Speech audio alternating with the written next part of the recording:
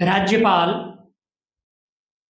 मित्रों, भारत के संविधान में भारत के राज्यों के लिए राज्यपाल की व्यवस्था है। प्रत्येक राज्य का एक राज्यपाल होता है।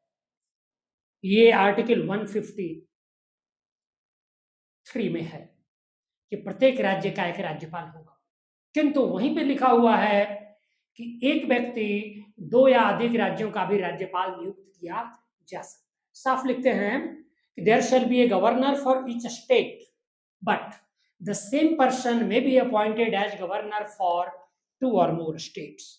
ये जो दूसरी बात मैं कर रहा हूं कि एक व्यक्ति दो या अधिक राज्यों का राज्यपाल होगा, ये बाद में आया, इस 7th अमेंडमेंट के द्वारा 1956 में आया। अब राज्य का राज्यपाल है, राज्य का संवैधानिक प्रधान है, तो राज्यपाल की नियुक्ति। दूसरी बात, राज्यपाल का इलेक्शन नहीं होता, आप जान लीजिए। राज्यपाल की नियुक्ति होती है। Governor is not elected, he is appointed, और उसकी नियुक्ति राष्ट्रपति करते हैं। He is appointed by the president of India. राज्यपाल अगर दो से अधिक राज्यों का है, राज्यपाल का वेतन कितना है? 3.5 लाख रुपया। अब इस भ्रम में मत रहिएगा कि एक राज्यपाल का वेतन है 3.5 लाख रुपया, तो दो या अधिक राज्यों का राज्यपाल होगा तो क्या ज्यादा वेतन मिलेगा? बिल्कुल नहीं। एक ही राज्यपाल का वेतन मिलेगा 3.5 लाख रुपया, और वो जो राज्य हैं वो मिलकर देंगे। और कौन राज्य कितना वेतन देगा बराबर नहीं, ये राष्ट्रपति तय करेंगे। ठीक से सुन लीजिए, राज्यपाल को 3.5 लाख वेतन मिलता है मासिक। एक राज्य का है तो भी, दो राज्यों का है तो भी 3.5 लाख ही मिलेगा। और अगर दो राज्यों का है तो दोनों राज्य मिलकर देंगे, किंतु बराबर नहीं देंगे। उस 3.5 लाख में किस राज्य का वेतन में कितना अनुपात होगा, ये राष्ट्रपति तय करेंगे। जैसे अभी आचार्य देवव्रत गुजरात के भी राज्यपाल हैं, और सीपी राधाकृष्णन से हटने के बाद वो महाराष्ट्र के भी राज्यपाल हैं। 3.5 लाख ही मिलेगा। इसमें कितना गुजरात का कंट्रीब्यूशन होगा, कितना महाराष्ट्र का कंट्रीब्यूशन होगा, ये राष्ट्रपति तय करेंगे। अब अगली बात ये जानने की है कि राज्यपाल को वेतन मिलता कहां से है। राज्यपाल को वेतन राज्य की संचित निधि से मिलता है, consolidated fund of the state से मिलता है, किंतु राज्यपाल को पेंशन मिलता है भारत की संचित निधि से, कंसोलिडेटेड फंड ऑफ इंडिया से। ऐसा क्यों होता है? क्योंकि राज्यपाल ट्रांसफरेबल पोस्ट है। 2 साल आप बिहार के राज्यपाल हैं, 2 साल वेस्ट बंगाल में राज्यपाल हुए, 2 साल तमिलनाडु में राज्यपाल हुए, तो आपके हटने के बाद पेंशन कौन देगा? इसलिए आपको पेंशन भारत की संचित निधि से, और वेतन राज्य की संचित निधि से। राज्यपाल की नियुक्ति राष्ट्रपति करते हैं। राज्यपाल राष्ट्रपति को रिजाइन करता है।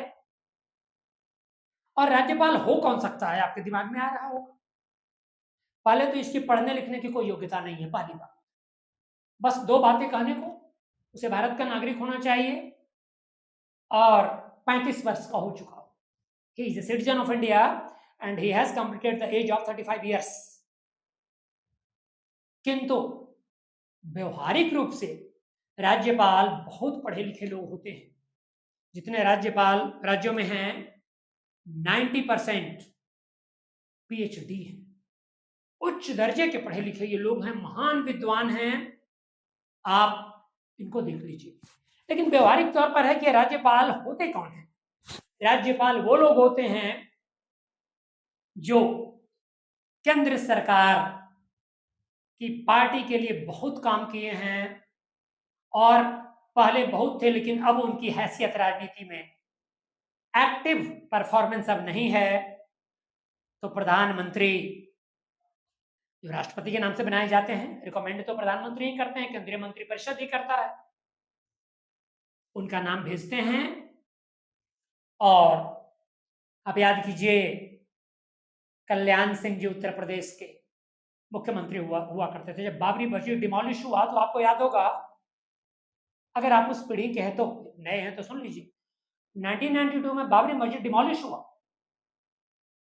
और बीजेपी प्रशासित राज्यों, देखिए उत्तर प्रदेश मुख्यमंत्री कल्याण सिंह उस समय के, 1992 की बात कर रहा हूं। मध्य प्रदेश उस समय के मुख्यमंत्री सुंदरलाल पटवा, राजस्थान उस समय के मुख्यमंत्री भैरव सिंह शेखावत, हिमाचल प्रदेश तत्कालीन मुख्यमंत्री शांता कुमार।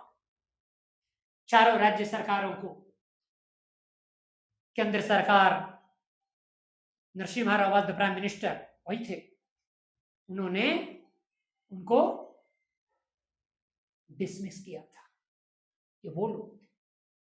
तो राज्यपाल के बारे में एक बात होती है कि केंद्र सरकार का वो एजेंट होता है, प्रतिनिधि होता है, और ये राज्यपाल पर आरोप भी है कि वो केंद्र सरकार के इशारे पर काम करते हैं।